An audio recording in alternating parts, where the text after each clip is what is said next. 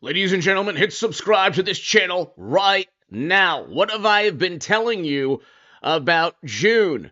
June is essentially March Madness for the Constitution. This is Supreme Court month. Hit subscribe. You're going to find out why the Supreme Court has already decided to overturn an unconstitutional guilty verdict. There was no federal statute that Trump was convicted of. There's literally no federal statute that the state court in New York leveled against Trump. They're keeping it hidden because, as you will hear from Bradley Smith and Hans A. von Spakovsky, there was no federal crime. Hit subscribe to this channel. There's a reason, ladies and gentlemen, that media has obsessed over Samuel Alito. This further bolsters everything that I have been saying pertaining to the Supreme Court. Democrats and media know very well that the guilty verdict in New York was unconstitutional. The Supreme Court justices have already essentially decided to overturn the guilty verdict. They are trying to disparage and demean the Supreme Court with these nonsensical, completely irrational headlines pertaining to, these are basically hit pieces. This is a public relations campaign to smear Samuel Alito. His wife did nothing wrong. He did nothing wrong. They never said any of these things would take place. And they never did anything wrong, and they never did anything wrong to deserve the media obsession. They have already decided to overturn the guilty verdict.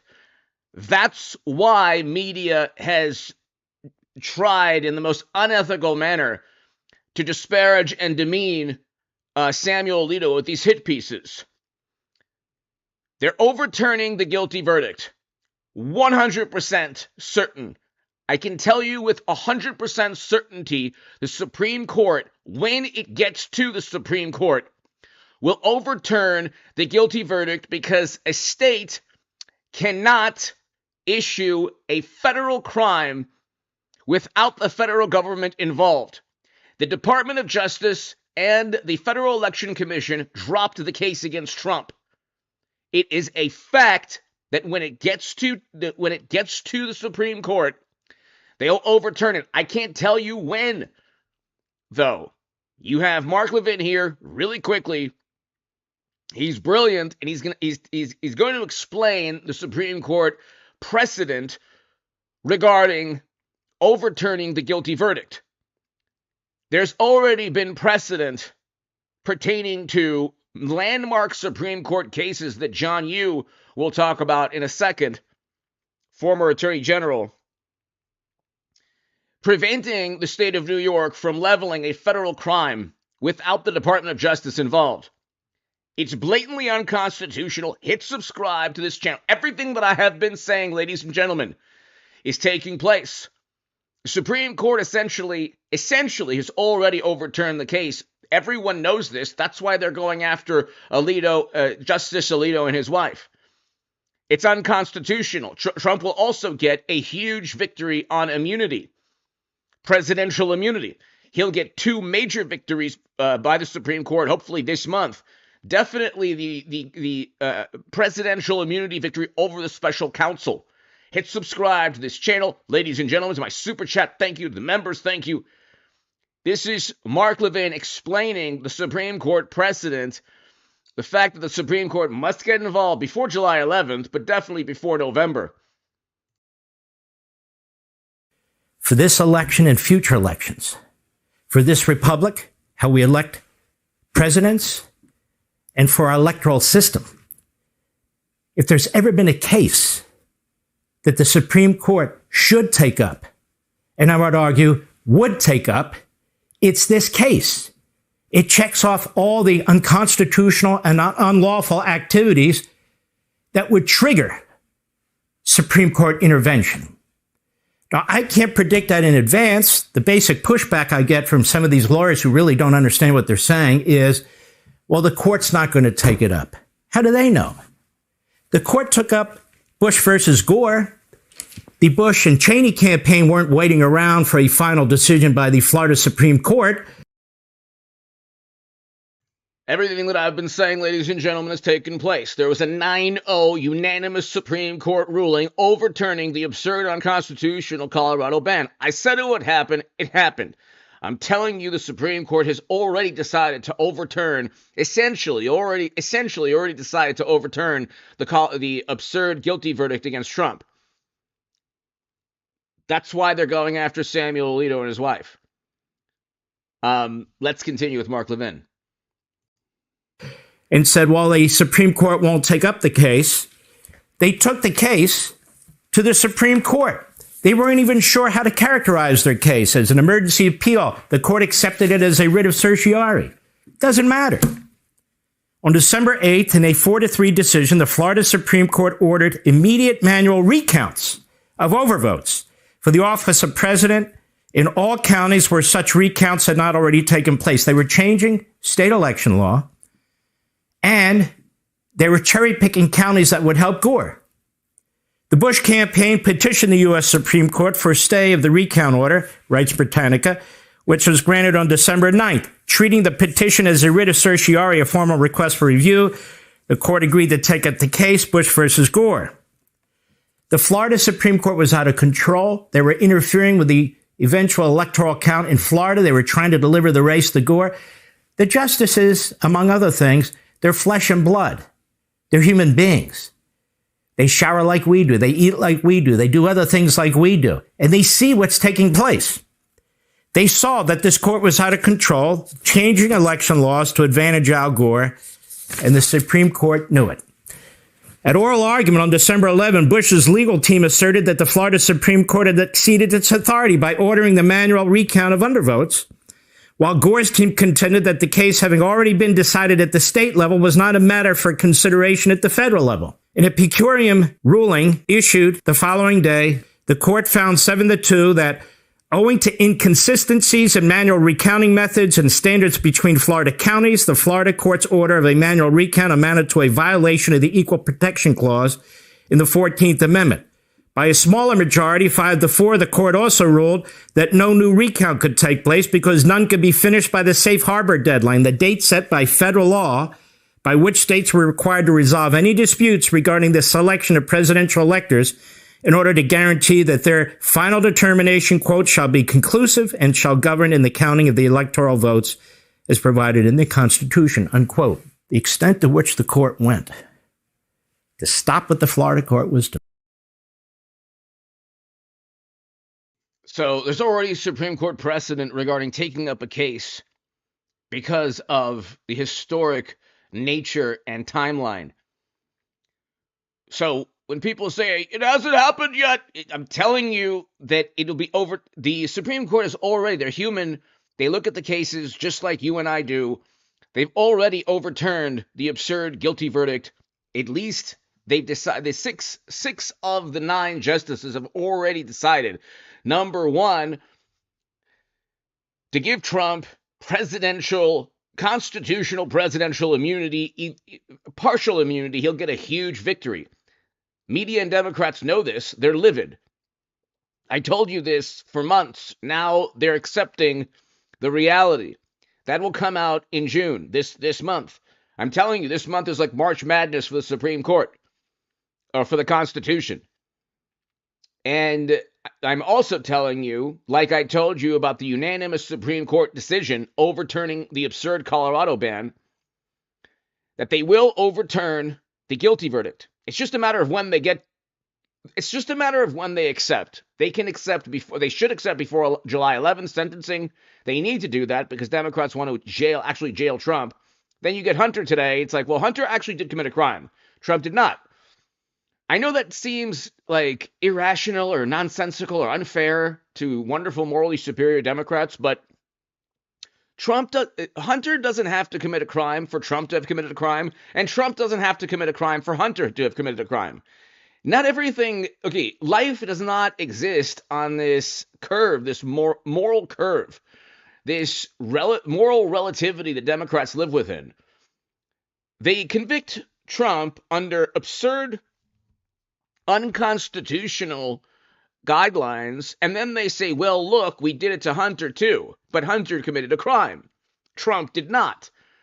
With Trump, there was prosecutorial discretion to get him at all costs. With Hunter, they didn't even indict him on the laptop, which is full of potential bribery and graft schemes, literally emails asking for his influence the New York Post published 4 years ago.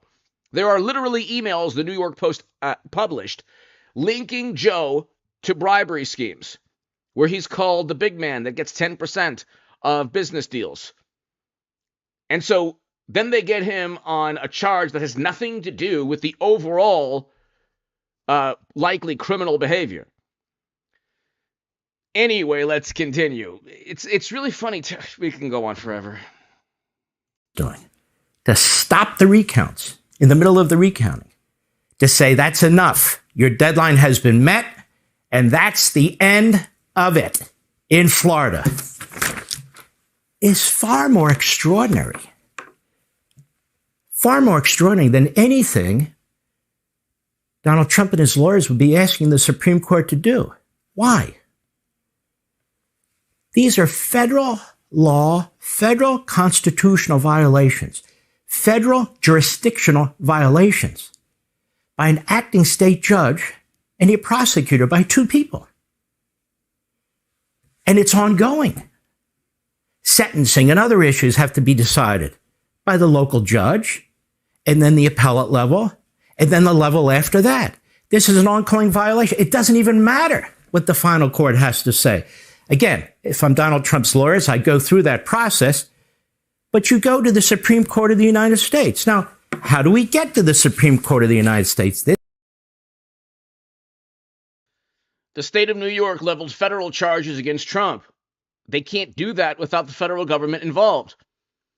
That is contrary to the system of government that we have that separates states and the federal government.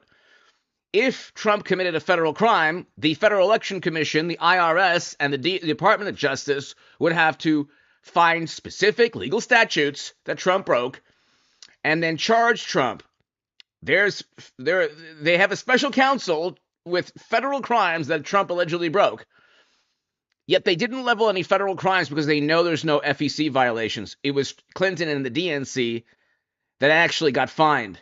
They're the ones who actually broke campaign finance laws. Okay? And so that's why they're going after Samuel Alito and his wife. There's a reason that media has obsessed over the Supreme Court. The Supreme Court is the one institution in our country, the one branch of government, okay, the judicial branch. Well, at least the Supreme Court is the one institution that does not kowtow to media pressure, to the Democratic Party, to Hollywood, to celebrities. They don't care. And it's a conservative Supreme Court. This is the ultimate, they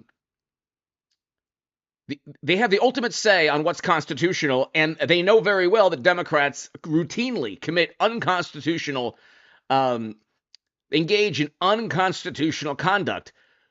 That's why they overturned unanimously the Colorado ban, and I told everyone it would happen. I told everyone it would happen before it happened, then people said, well, it hasn't happened yet, and then it happened. So, same thing with this. I'm continuing to tell people they've already essentially decided to overturn the unconstitutional guilty verdict. It's just a matter of when now, ladies and gentlemen. This is where people get bogged down.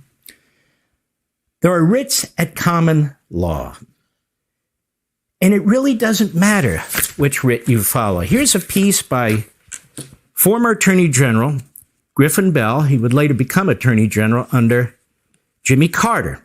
In the Southern Methodist University Law School Law Review, the federal appellate courts and all writs. And it discusses what these common law writs are. Now, it discusses it in the context of a specific statute, the All Writs Act, that was passed as part of the original Judiciary Act in 1789. Not to get into the weeds, we're smart, we can follow this.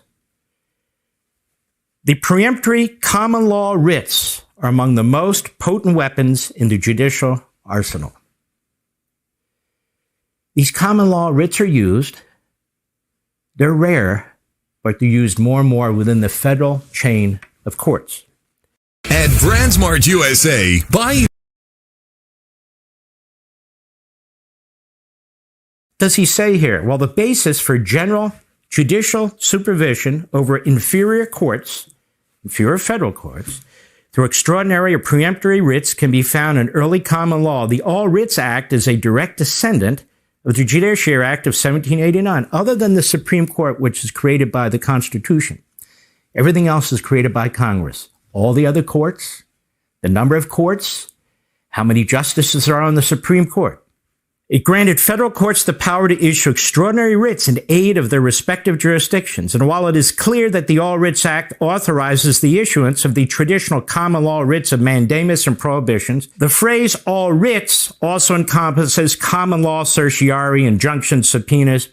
Don't worry about all that. What that really means is there's many ways of characterizing this direct appeal to the Supreme Court and relaying the facts and relaying what's taken place under the law to the court.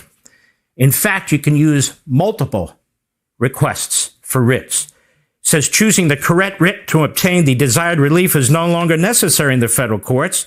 Different writs may be sought alternatively or cumulatively. The choice is now unimportant.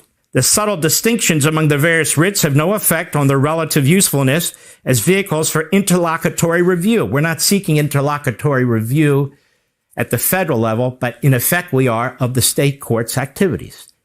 Hello, before the state of New York leveled a federal charge against Trump. That's why the channel is growing, ladies and gentlemen. That's why everything that I've been saying about the Supreme Court has taken place. That's why you don't, when people say, well, I'm not a lawyer, but I understand the law. You don't have to be a lawyer to understand. You don't have to be a constitutional scholar to understand basic tenets of the Constitution and federalism. You don't have to be, you can be a citizen of this country and have a functioning brain and understand that a state, if indeed, first of all, it's not even an FEC crime. The FEC dropped the case.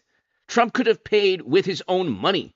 He could have given Stormy dollar bills of his own money. It wouldn't have been a campaign finance law violation. The FEC charged Clinton and the DNC. As always, Democrats actually commit the crimes that Trump is accused of. But it was not a crime. The FEC looked at the case, dropped it. And that's why the Department of Justice did not level a federal statute at Trump. That's why the state court in New York did something that was blatantly unconstitutional. Before you finish on the state side, we have some big questions that the Supreme Court needs to answer. The jurisdictional prerequisite for application of the All Writs Act is simply that the writ be necessary, appropriate, in aid of the jurisdiction of the issuing court. The Supreme Court in Labai versus House Letper Company explained the power of the courts of appeals under the act. Quote, the question of naked power has long been settled by this court. Since the Court of Appeals could at some stage of the proceedings entertain appeals in these cases, it is power in proper circumstances to issue writs of mandamus reaching them. This is an expression of prospective or concurrent appellate jurisdiction. The power of the courts of appeals to issue writs is not limited to cases where an appeal has already been filed. Rather, this power of review extends to all proceedings where the actions of the trial judge at some future stage of the litigation may be reviewable. That applies to the federal chain. But as I explained here, we have violations of federal law, of federal constitutional provisions by a state court. Now, it's essentially a done deal, ladies and gentlemen. It's a done deal. Okay? That's why, sometimes I'm late for the live stream and then people get upset or people say, well, it hasn't happened yet. I'm leaving. You're late. And this is the most important thing to remember, ladies and gentlemen, is that Trump's guilty verdict will be overturned by the Supreme Court. I don't know when, though. So that's the big deal. That's actually the million-dollar question. Could be tomorrow. Could be next week. It's essentially already a done deal. But for them to actually get the case I can't tell you when. It could be tomorrow, and it could hopefully before July 11th, the sentencing. It really needs to be before sentencing. And that's why they're going after Samuel Alito and his wife. Because they know that they went after Justice Clarence Thomas. Now they're going after Roberts because they know that Roberts is no longer siding with the liberal justices. And I don't even think that the liberal justices would side with the New York court. I really don't. This could also be a unanimous decision against. It could be very well. The Supreme Court could very well, in a unanimous decision, overturn the state conviction of Trump because it's so blatantly unconstitutional. A state cannot level a federal charge unless the federal government is involved. But a state cannot level a federal charge if the DOJ did not level a federal statute. That's why the state court in New York, when Trump was found guilty of 34 felonies, these were misdemeanors that were elevated to felonies because of an imaginary federal statute that they haven't shown anyone yet. Now, does the Supreme Court, does the federal government ever get involved in state court decisions or state law decisions or state regulatory decisions? You better believe it. There are things called express federal preemption, which is what we have here. Federal Constitution, federal due process rights, federal equal protection rights under the Constitution as applies to the states. Federal jurisdiction under the federal election law, under a federal presidential election, and I could go on and on and on. You have implied federal preemption. You have states that are obstructing federal preemption. You have all this litigation of precedential activity that's taken place before that gives the Supreme Court jurisdiction. A state cannot regulate Congress, which is what it's doing in that court when it takes over authority for determining what a federal election violation is. A state cannot regulate Congress, which is what it's doing in that court when it takes over authority for determining what a federal election violation is.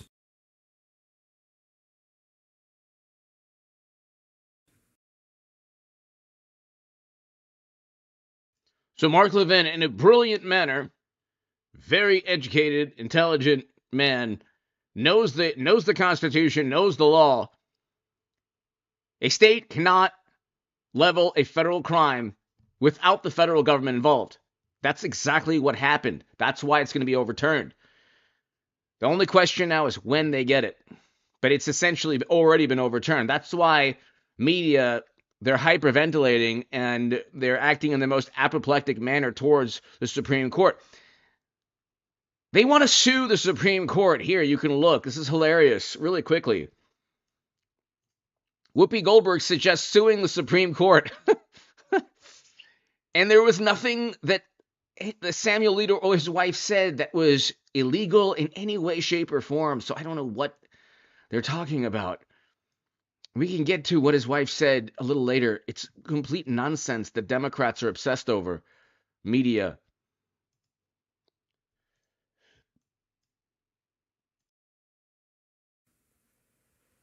That's important. Or the Equal Protection Clause, or the Due Process Clause, or the First Amendment Free Speech Clause about a non-disclosure agreement. Federal courts, starting with the Supreme Court, have intervened in state actions before.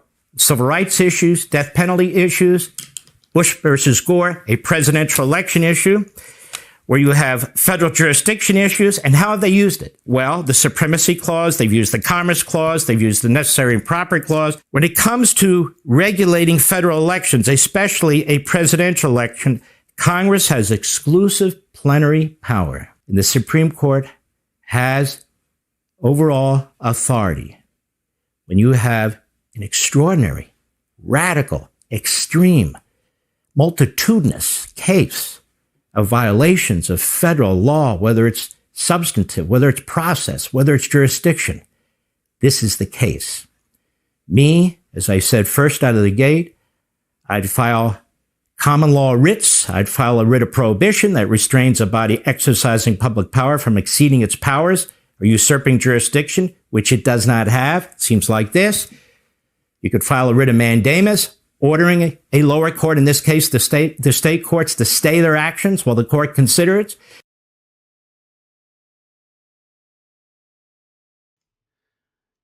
So he's telling you all the different ways he can get to the Supreme Court. But really quickly, if the DOJ gets involved now, that is also unconstitutional or can blatantly be overturned on appeal. That what they'll try to do probably is the government will try to say, oh, yes, here's the statute he broke. But it's too late. The state court already convicted Trump of an imaginary statute that doesn't exist. Or they didn't let anyone know which statute. They just said he broke campaign finance laws, and that's it. You better trust us. It might go with a writ of certiorari, arguing like this. You could file a writ of mandamus ordering a lower court, in this case, the state courts, to stay their actions while the court considers it. It might go with a writ of certiorari, arguing that there is a statutory basis for it. It doesn't matter. You've got to take it to the door of the Supreme Court. They will decide whether to take it or not. And if they don't, shame on them. Because if there was ever a basis for what we call a common law writ, it's this. Subscribe to Mark Levin. You probably already are. He is 100% right. 100% right. And this is exactly... He's 100% right, and here you'll find out why there's no federal crime here. Bradley Smith, the former FEC chairman, states very clearly there is no federal crime. That's why Biden's DOJ didn't get involved. And that's why it's unconstitutional. Mr. Smith is a former FEC commissioner, and he's the co-author of Voting Rights and Election Law. Brad, you're writing in the Wall Street Journal. We've been trying to get our paws on you for the show. Thank you for coming on. You're saying there was no crime. My pleasure. There was no crime to start with. Even if there were some issues on the so-called filing of business papers, there was still no crime. Right. I've had a bit more time. I had the commercial break to look at the indictment a bit more. And it looks like the last couple pages of the indictment do intend to say that the crime was not disclosing campaign contributions, although they never cite a specific government statute. But here's the problem here. The prosecutor's theory goes like this. Federal law says it's a campaign contribution to make an expenditure for the purpose of influencing a federal election. Those are the key words, for the purpose of influencing. And he says, well, these payments were intended to keep her quiet, which would help the campaign, so they were for the purpose of influencing the campaign. Now, first, these payments could have been made for other reasons, right? To prevent embarrassment to his family, to preserve marital harmony, all kinds of things. But none of that really matters, because the standard here for the purpose of influencing is not a subjective standard. It's an objective one. So if I go out and I want to pay for TV ads that say, you know, Donald Trump is a ding-dong daddy from Dumas Bay, because I think that's really going to help him win re-election, it doesn't matter. Legally, that will not be for the purpose of influencing an election, no matter what my own subjective purpose was, right? It's subjective. So what counts as campaign expenditures? Things like, you don't hire a campaign manager unless you're running for office. Right. You don't take out ads saying vote for me unless you're running for office. You don't hire or establish field offices unless you're running for office. But other things you do. For example, you buy clothes whether you're running for office or not. So the fact that I'm running for office and I say, I've got to look good, and I go out and I buy a $6,000 suit that I would never otherwise buy, doesn't make it a campaign expenditure. It doesn't count. Same if I say I need a $600 haircut. Or to take a more perhaps relevant example, suppose I'm a business owner and I say I'm going to run for office, and I go to my corporate lawyer and I say, there's some lawsuits against our corporation. I think they're bogus, but let's get rid of them so they don't interfere with my run. Just settle those lawsuits. You can't settle those with campaign funds. It's not a campaign expense, even though that person's subjective purpose was to influence the campaign. That's why the court did not give a specific statute, because the Federal Election Commission dropped the hush money case because he didn't commit a federal crime. But they still convicted him on a federal crime. Only Trump could be convicted on a federal crime when the federal government actually dropped the case, which is obviously unconstitutional. By the way, So that's a very important part of the law. I know. I was very impressed with the $6,000 suit. That must have been a custom, bespoke suit. In your op-ed piece, it was $4,000. But I know we've had an inflation problem in the last couple of weeks. But your point here, I'm just having some fun. But your point here, Brad, if I understand it, is that you buy a suit, you get a nice haircut, whatever. You're doing it directly for the campaign. Is that correct? That's the point you're making. But if you want to The point is, yeah. if you want to defend yourself, your honor, keep it away from your wife, that kind of thing, which, by the way, is unproven. I mean, Stormy Daniels keeps telling people she didn't have an affair. Nobody wants to listen to her, but that's perhaps grist for another segment. But if that does not qualify because it's not directly for the campaign. Is that right? Is that my correct interpretation? It actually goes further than that. Even though you bought that suit because you were running for office and want it to look good, it's still not a campaign expenditure. Why? Because you buy clothes. You buy clothes whether you're running for office or not, right? And so anything that people might do, even if they're not running for office, doesn't count. So people pay money. For example, they pay divorce attorneys to try to seal up their divorce records so that those don't become an embarrassment of the campaign. Right. Their purpose may be to influence the campaign, but it's an expenditure that somebody who wasn't running for office might also make. The only things that count are things that come directly out of the fact that you're campaigning. This is why the Steele dossier warranted a fine. They broke campaign finance laws because they used Bernie Sanders' money after they cheated him to purchase a dossier full of lies. Okay? The dossier was full of lies by a foreign intel agent, by the way. Democrats embody everything that they claim to stand against. It's pretty hilarious, but that's the truth. So the Steele dossier, what's happening to Samuel Alito and his wife just today, it's the same thing. It's public. It's a nefarious, insidious form of public relations.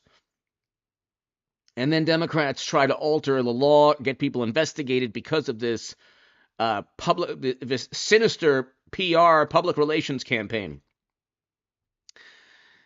The Steele dossier was only purchased to ruin Trump in 2016. It would never have been purchased were it not for 2016. That's why it broke campaign finance laws.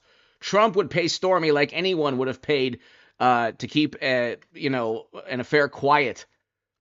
Celebrities do it all the time. They're not running for office. That's why it's a campaign finance law issue. And the flip side of this is that it's actually illegal to convert your campaign funds then to personal use. So it's actually illegal to use your campaign funds to buy that suit. It's illegal to use your campaign funds to pay a lawyer to seal your divorce records because you think that will help your campaign.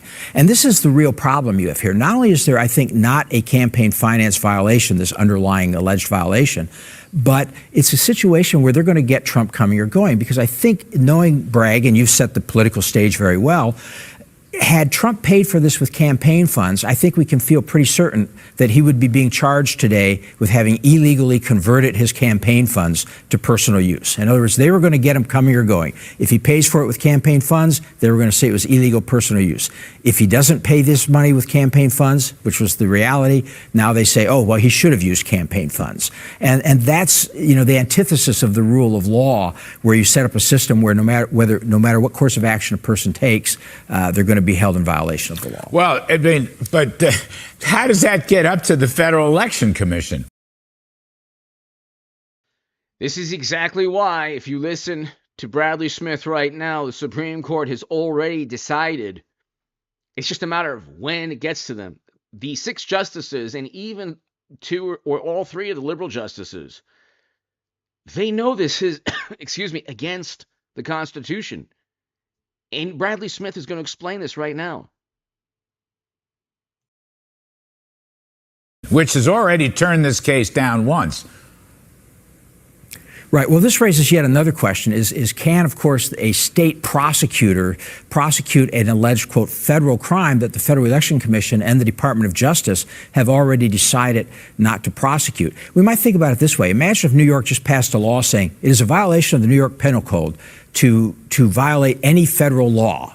and then we'll decide what federal law is violated, right? That would subvert the entire federal state structure of law. I mean, that would allow state DAs to start prosecuting anything they think is a violation of federal law, even though the federal courts or federal administrative agencies or the Department of Justice had felt it was not a violation of federal law. So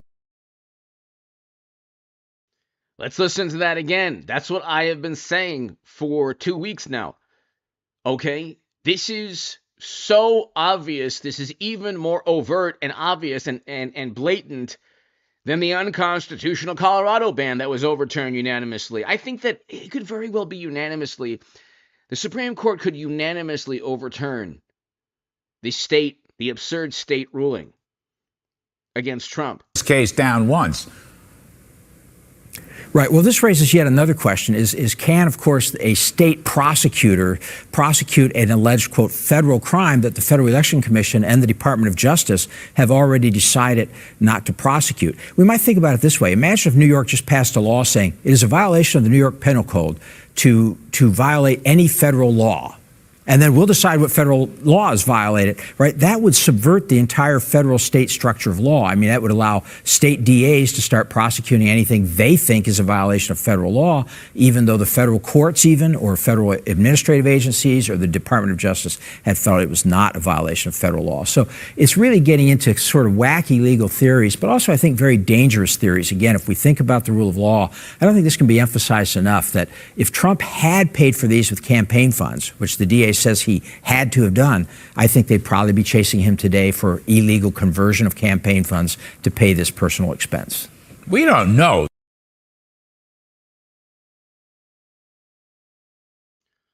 Ladies and gentlemen, why do you think they're going after Samuel Alito? Okay? The man and his wife didn't say anything that was illegal. They didn't even say anything that was that controversial at all.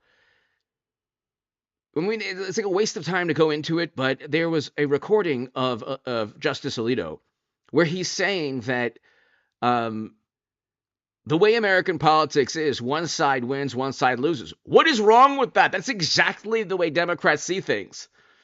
Samuel Alito espoused a viewpoint Democrats agree with wholeheartedly, and then, of course, they say that he's biased. They're trying to say that he's biased while they have the most biased judges issuing guilty verdicts against Trump, or wanting to. But let's listen to Hans A. von Spakovsky really quickly. He says the same thing as Bradley Smith. These are former Federal Election Commission chairmen. Former lawyer Michael Cohen claims about the hush money payments actually a violation of campaign finance laws. Well, we have tonight's Legal Eagles here to weigh in. Former chief counsel to the House Judiciary Committee, Julian Epstein, and former member of the Federal Elections Commission, Hans von Spakovsky, now at the Heritage Foundation. Gentlemen, welcome to you both. Thanks for having us. Okay, so I want to play a little bit of what Michael Cohen said this morning, because there's this question about whether or not these payments were meant to influence the election, whether they would have been made irrespective of the campaign and the election. Here's what Cohen says about the timing. You have to remember at what point in time that this matter came about, 2 weeks or so before the election, post the Billy Bush comments. So yes, he was very concerned about how this would affect the election. Okay, Hans, how does that factor into your analysis of this?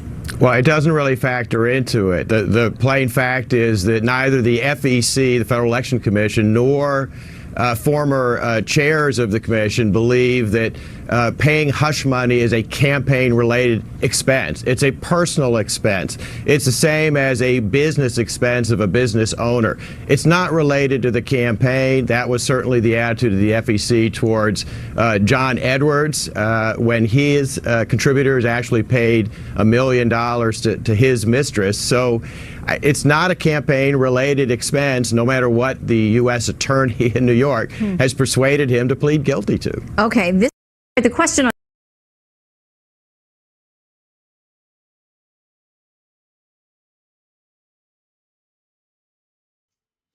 So you heard it from two former Federal Election Commission chairmen. Not a campaign violation. The FEC dropped the case. Okay, that's why they're going after Justice Alito. This is a concerted effort See, you don't need like a written note saying we, the media, are going to after Justice Alito because we've been given instructions by the Democratic Party. There are numerous examples of late night comedians and producers of these late night comedians or writers in speaking to or emailing staffers for Democratic staffers. Okay, we know from emails years back, there's definitely coordination between the Democratic National Committee and various editors and publishers and writers. Okay, one writer at the New York Times was viewed as a friendly to the Clinton campaign. So it's like these are all, and they'll tell you, liberal Democrats. There's not one journalist at the Washington Post, New York Times, CNN, or MSNBC that voted for Trump, or the Atlantic, or any of the publications, or the Associated Press. You think anyone at Reuters or the Associated Press is walking into the office with a Make America Great Again hat? They're not. So when all of this, there's like a million different ways it can get started. This obsession with the Supreme Court is directly related to the fact that they're going to rule in favor of Trump with immunity, presidential immunity, and also to reverse and overturn his jail sentence. That's it. That's the issue, ladies and gentlemen. That's why they're obsessed with Samuel Alito.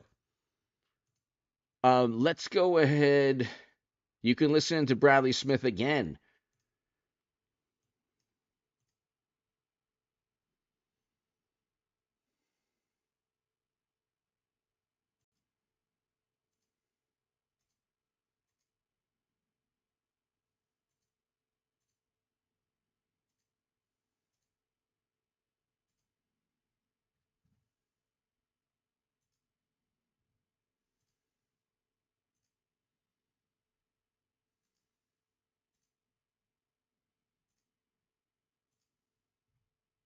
Indict them.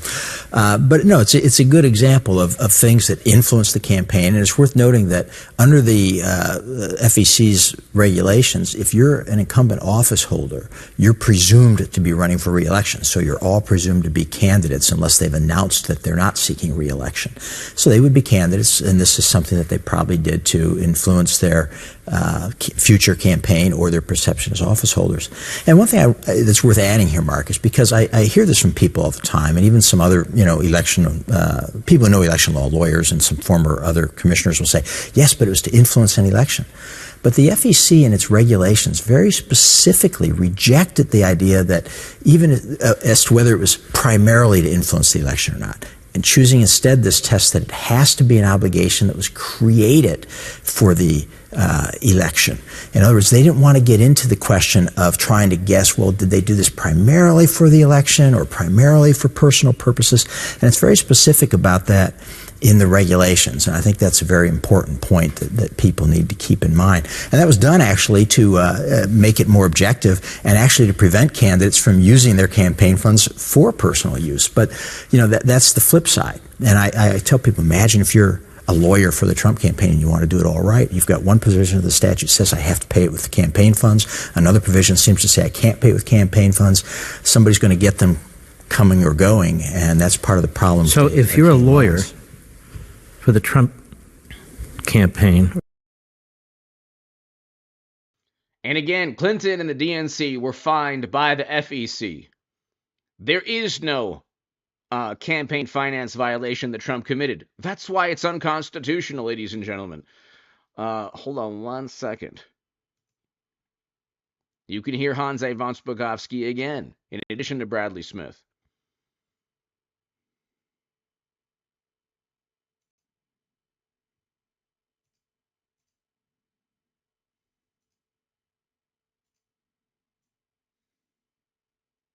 This is, again, the two Federal Election Commission chairmen that have stated a million times to the world Trump did not commit an FEC violation. The FEC itself dropped the hush money case. So how on earth can a state convict Trump That's what Mark Levin was saying. That's what I've been saying. And it's 100% true. It's unconstitutional. Even the liberal justices will rule in favor of Trump and overturn any jail sentence.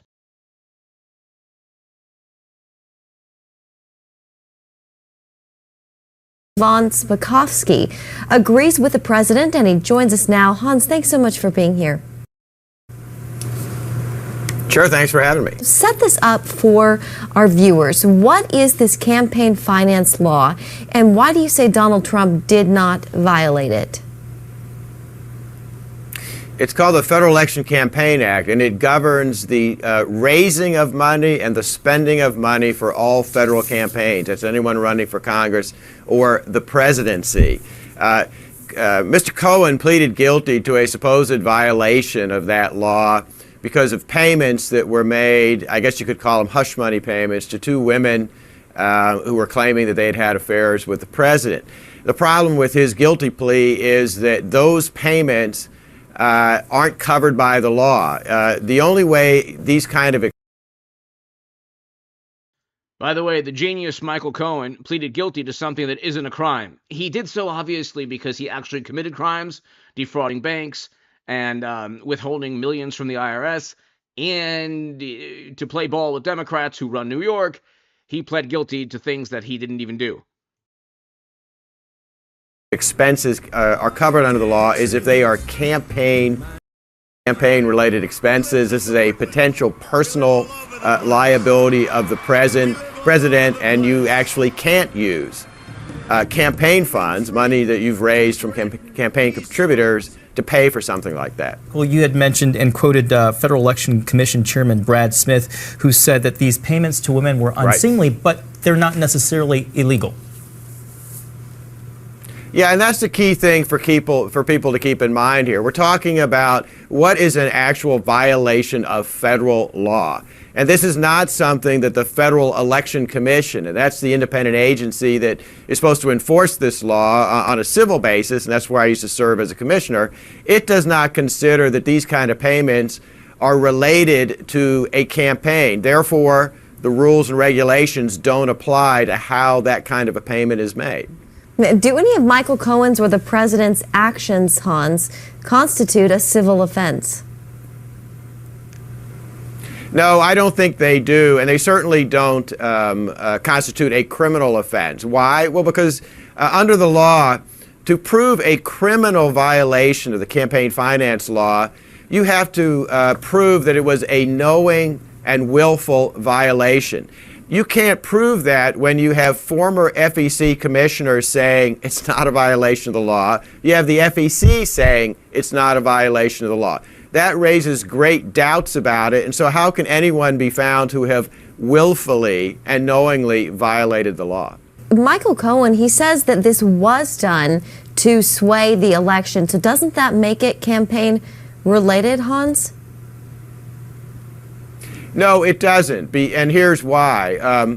There's another provision of the law, and this is something that the U.S. Attorney in New York is essentially ignoring. There's another provision of the law that says that an expenditure or an expense is not campaign related if it's an expense that would exist while you're running for office. And that's why this is not a campaign expense. This is the kind of claim that celebrities of all kinds get fairly often. And it was not dependent on the president running for office. Yeah, it might affect his reputation and it might affect the election, but that does not necessarily make it a campaign-related expense under the applicable statute. Hans, one last question for you. If this case, and I hope I'm not getting you to step outside of your lane too much, but if this case isn't based on campaign finance violations, what's the case that prosecutors you believe have here? Well, remember, this was only one of 4 offenses that Cohen pleaded guilty to. The more serious charges were tax evasion, and financial fraud in applications that he submitted to a bank. He also pleaded guilty to lying to Congress. But the real offense here, the one that was most serious, was tax evasion. And that's why he was facing potentially a lot of time in jail because of that.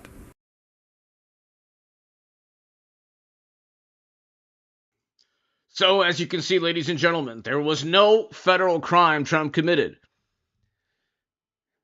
The Supreme Court has already essentially decided on the case. You can look at the way that they overturned the Colorado ban. They're going to give him hush money. They're going to give him, partial immunity, which will completely implode the case that the special counsel is trying to level against Trump, and then Trump will win, do away with the special counsel, dissolve it. Biden reached a historic low in approval. The Democratic Party's their grip on political power is being just ripped away by Trump yet again. And I think it's a landslide. Trump will win in a landslide. I really do. But hit subscribe to this channel. I'll be back tonight at around 10 p.m. Eastern, people. Paul Bartlett, I love you. Thank you, sir. Hit subscribe. Thank you, Paul, so very much as always. I'll be back at 10 p.m. Eastern. Ladies and gentlemen, they're going after Samuel Alito because they know the Supreme Court is going to give them a presidential immunity victory over the special counsel, and they know the Supreme Court's going to overturn any jail sentence against Trump. Hit subscribe right now. I'll see you tonight at 10 p.m. Eastern, everybody. Paul, thank you again. To my viewers around the world, Australia, Canada, UK, everywhere around the world, thank you. Philippines, thank you so very, very much.